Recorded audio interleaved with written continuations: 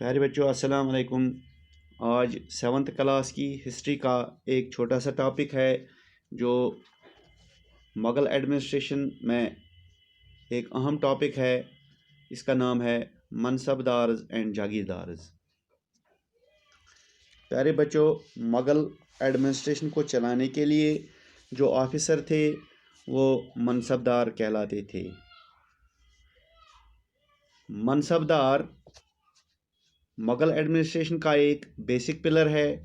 یہ سسٹم جو ہے اس کو مغلز نے منگولز سے حاصل کر کے اپنی ایڈمنسٹریشن میں انٹروڈیوس کر دیا۔ اس سسٹم کو انٹروڈیوس کرنے میں اکبر نے ایک امپورٹنٹ رول ادا کیا ہے۔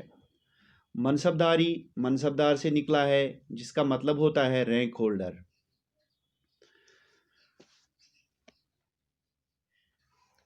مغل ایڈمنسٹریشن کا ایریا آف کنٹرول جتنا بڑھتا گیا، اس کو چلانے کے لیے بہت سارے لوگوں کو، بہت سارے جو لوگ ہوتے تھے ان کو انٹروڈیوس کرنا پڑا۔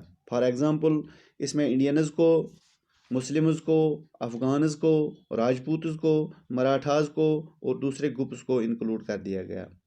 پہلے اس ایڈمنسٹریشن کو چلانے کے لیے صرف ترکش نوبلز، جن کو تورانی کہتے تھے، وہی اس ایڈمنسٹریشن کو چلاتے تھے۔ منصب داری جو ہے، جیسے کہ میں نے آپ کو پہلے ہی بتایا، مغل ایڈمنسٹریشن کا ایک اہم پلر ہے۔ اس نے مغل ایڈمنسٹریشن کو چلانے میں یا اس مغل ایڈمنسٹریشن کو اس کو وسیع کرنے میں ایک اہم رول ادا کیا ہے۔ لیکن دھیرے دھیرے جب ٹائم گزرتا گیا، دھیرے دھیرے جب منصب داری کا سسٹم جو ہے یہ ویک کنگز کے ہاتھ میں آ گیا، تو اس سے جو ہے ان کی جو حکومت تھی وہ کمزور پڑ گئی۔ ان کی کمزوری کی وجہ بھی یہی بن گئی۔ منصب داری سسٹم میں ایک ویلیو ہوتا ہے کہ کس منصب دار یا کس رینک ہولڈر کا کتنا ویلیو ہے۔ یہ ویلیو 10 سے لے کر 10,000 تک ہوتا ہے۔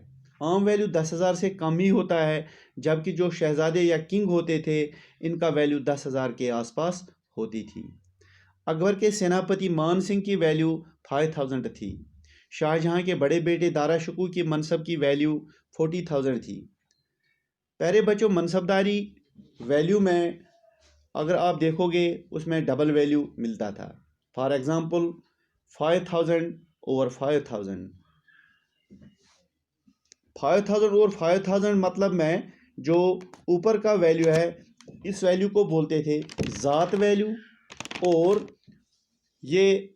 دوسرے کو بولتے تھے سوار ویلیو۔ یعنی اوپر والا ویلیو ہے اس کو ذات ویلیو بولتے تھے، اور جو نیچے والا ویلیو ہے اس کو سوار ویلیو بولتے تھے۔ ذات منصب سے پتہ چلتا ہے کہ کس منصب یا رینک پر یہ آدمی رہتا ہے، یعنی اس کے پوسٹ کی ویلیو کیا ہے۔ اسی منصب کی بنیاد پر اس کی سیلری ملتی تھی۔ کس کو منصب دار بنانا تھا یہ فیصلہ کنگ ہی کرتے تھے۔ جو نیچے کا ویلیو ہے وہ کہلاتا تھا سوار منصب۔ اس سے پتہ چلتا ہے کہ اس منصب دار کو کتنی فوج رکھنی ہوتی ہے اور کتنے گھوڑے رکھنے ہوتے ہیں۔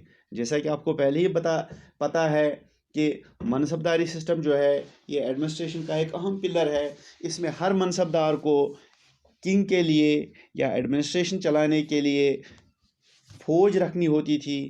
فوج جو تھی، فوج کی تنخواہ جو تھی وہ جاگیر سے نکلتی تھی۔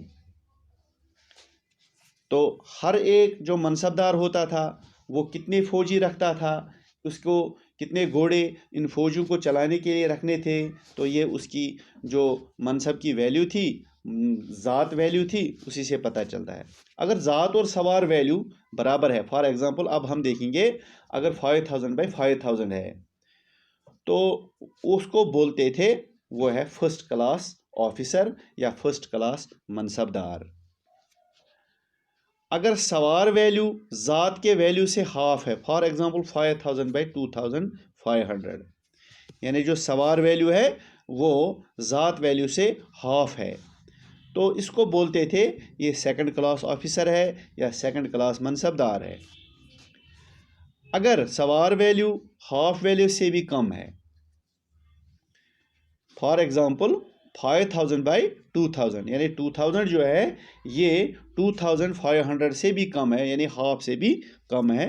तो इसका मतलब है ये 3rd क्लास रैंक का है, तीसरे दर्जे का ऑफिसर है। प्यारे बच्चों, ज़ात वैल्यू जो होती है वो हमेशा ज़्यादा ही रहती है, और सवार वैल्यू जो है वो ज़ात वैल्यू के बराबर या इससे कम होती है, इससे ज़्यादा कभी नहीं होती है। मुग़ल एडमिनिस्ट्रेशन जो थी इसमें 33 कैटेगरीज मनसबदारी के थे, और हर मनसबदारी बटी हुई थी 3 वैल्यूज़ में। इस तरह मुग़ल एडमिनिस्ट्रेशन जो थी उसमें 99 क्लासेस जो थे एडमिनिस्ट्रेशन चलाने के लिए मनसबदारी के, यानी मनसबदारी जो थी वो पूरी बटी हुई थी।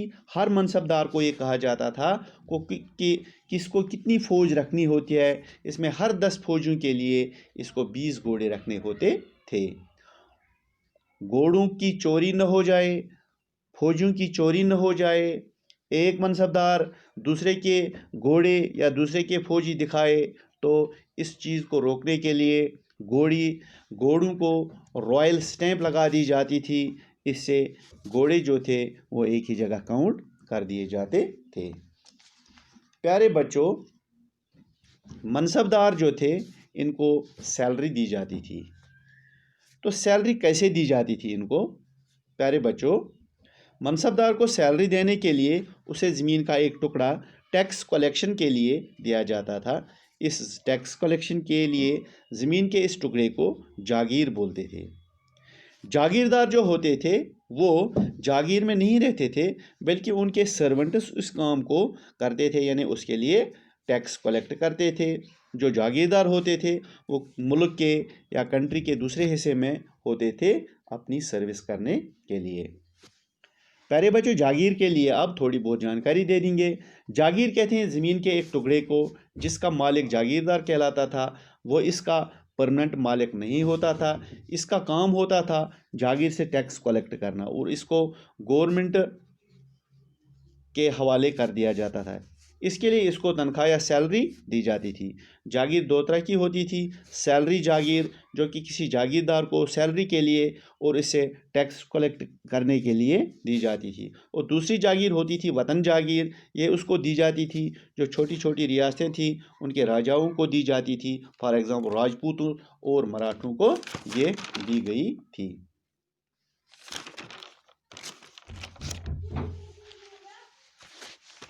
प्यारे बच्चों, अब देखते हैं हम रेवेन्यू कलेक्शन। मुग़ल हुकूमत का मेन सोर्स ऑफ इनकम था टैक्स कलेक्शन।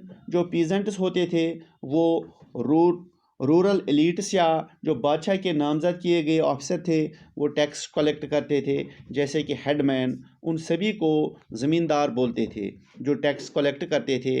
अकबर ने रेवेन्यू मिनिस्टर जो टोडरमल थे उन्होंने 10 साल के लिए 1570 से लेकर 1580 तक ज़मीन से पैदावारी की सर्वे की। इस बुनियाद पर उसने हर फसल के लिए टैक्स फिक्स कर दिया। इसने हर प्रोविंस को रेवेन्यू सर्कल्स में बांट दिया। इस सिस्टम को ज़ब्त कहते हैं। तो प्यारे बच्चों, उम्मीद है कि आपको ये छोटा सा टॉपिक पसंद आया होगा। Thank you.